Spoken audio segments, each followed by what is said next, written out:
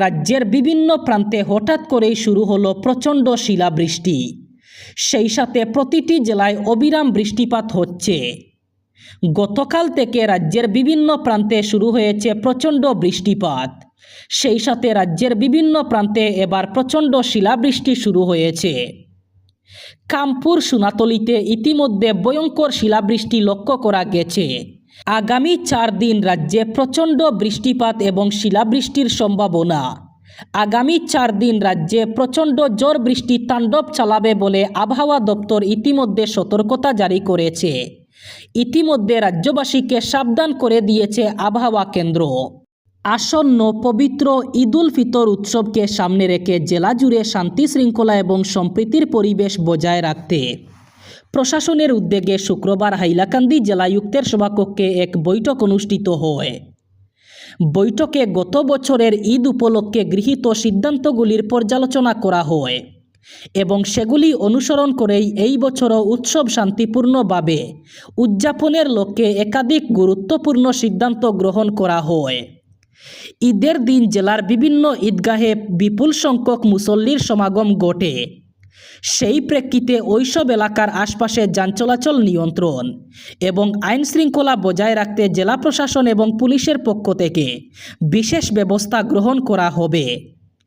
ঈদগাহ কমিটিগুলিকে পর্যাপ্ত সংখ্যক স্বেচ্ছাসেবক মোতায়েন করে প্রশাসন এবং পুলিশের সঙ্গে সমন্বয় রেখে কাজ করার অনুরোধ জানানো হয়।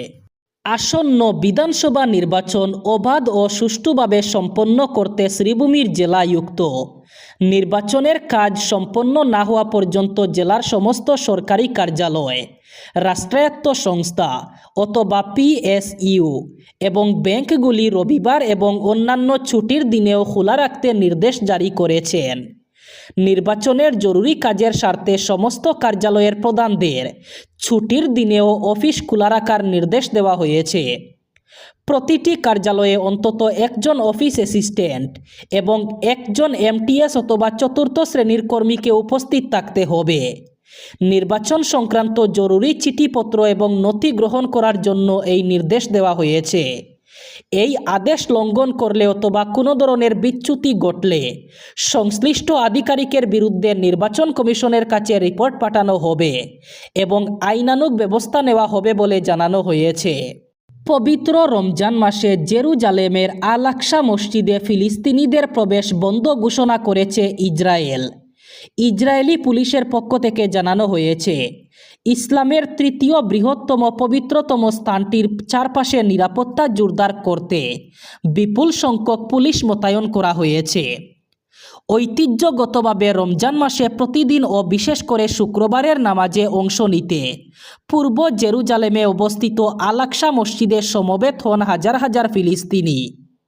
কিন্তু নতুন নিয়ম অনুযায়ী শুধুমাত্র 55 বছরের বেশি বয়সী পুরুষ এবং 50 বছরের বেশি বয়সী নারীদেরই মসজিদে প্রবেশের অনুমতি দেওয়া হবে। কার্বি আংলং জেলার বুকাজানে সংঘটিত এক ভয়ঙ্কর সড়ক দুর্ঘটনায় মৃত্যু ঘটল 4 জনের। এই দুর্ঘটনায় আরও কয়েকজন যাত্রী গুরুতর আহত হয়েছেন বলে জানা গেছে। বুকাজানে শনিবার ভোরের দিকে সংঘটিত এক মর্মান্তিক সড়ক দুর্ঘটনায় মৃত্যু হয় 4 জনের। পবিত্র রমজান মাসের মধ্যেই এই দুর্ঘটনা ঘটায় এলাকা জুড়ে শোকের ছায়া নেমে এসেছে। প্রতিবেদন অনুযায়ী বুকাজান থানার অন্তর্গত লক্ষ্মীজন এলাকায় দুর্ঘটনাটি ঘটে। একটি আলট্রা বাস ময়রাবাড়ি থেকে ডিমাপুরের উদ্দেশ্যে যাচ্ছিল। লক্ষ্মীজন এলাকায় একটি তীব্র বাঁক ঘোরার সময় চালক নিয়ন্ত্রণ হারিয়ে ফেলেন এবং বাসটি রাস্তার ধারে থাকা একটি বড় গাছের সঙ্গে সজোরে ধাক্কা মারে। এতে ভয়ঙ্কর এই দুর্ঘটনাটি ঘটে। ঘটনাস্থলেই বাসের চালক সহ 3 জন যাত্রী মৃত্যু হয়। নিহতরা হলেন আব্দুল বারেক, খলিল রহমান, সাবিনা সুলতানা এবং আলাল উদ্দিন। প্রবল বৃষ্টিকেও উপেক্ষা করে শিলচরের বুদুরাইল বাইপাসে আয়োজিত প্রধানমন্ত্রীর জনসভায় লক্ষাধিক মানুষের সমাগম দেখা গেল। বরাক উপত্যকার উন্নয়নের লক্ষ্যে একাধিক প্রকল্পের শিলান্যাস এবং উদ্বোধন করতে শনিবার বিশাল জনসভায় উপস্থিত হন ভারতের প্রধানমন্ত্রী নরেন্দ্র মোদী। প্রধানমন্ত্রীর সফরকে কেন্দ্র করে শিলচর শহর সহ বুদুরাইল বাইপাস সংলগ্ন এলাকায় কড়া নিরাপত্তা ব্যবস্থা গ্রহণ করে প্রশাসন। যাতে কোনো ধরনের অপ্রীতিকর ঘটনা না ঘটে সেই জন্য শহরের গুরুত্বপূর্ণ এলাকা ও জনসভাস্থলে নিরাপত্তা বাহিনীর কড়া নজরদারি লক্ষ্য করা যায়। জ্বরের তাণ্ডবে মর্মান্তিক দুর্ঘটনায় প্রাণ হারালেন এক ই-রিকশা চালক। মৃতের নাম আলিমুদ্দিন লস্কর। তিনি লালা থানার অন্তর্গত লালপানি ফরেস্ট ভিলেজের বাসিন্দা। ঘটনাটি শুক্রবার দুপুরে লালা এলাকায় ঘটে। স্থানীয় সূত্রে জানা গেছে, শুক্রবার দুপুরে আলিমুদ্দিন লস্কর ই-রিকশা নিয়ে লালা থেকে দনিপুর গ্রামে এক আত্মীয়ের বাড়ির উদ্দেশ্যে রওনা হন।